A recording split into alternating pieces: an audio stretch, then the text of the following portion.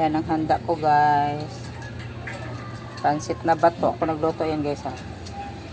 Saka itong ice cream na obe. At saka itong lechon manok na andok. Happy birthday Tommy guys.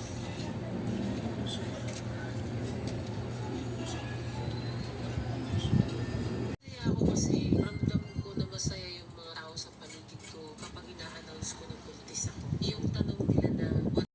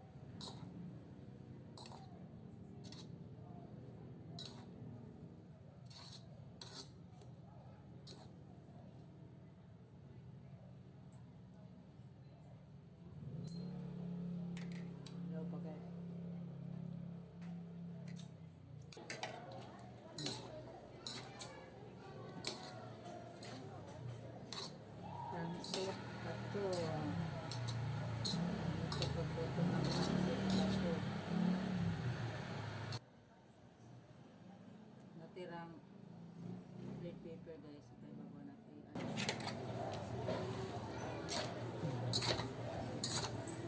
Haluin. Haluin. Pansit pa to para mahalo ang lasa.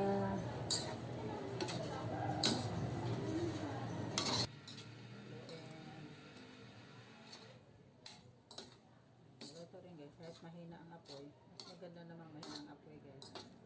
Sa mga pansit. So sa sabaw ang bagal na kumulo. Yung ginawa ko kanina. Hindi ko na lang sinunod ang 10. 5 tapos binawasan ko ng 3 cup. Dinagdag ko ulit.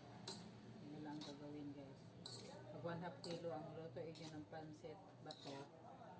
Huwag na lang sundin ang ano.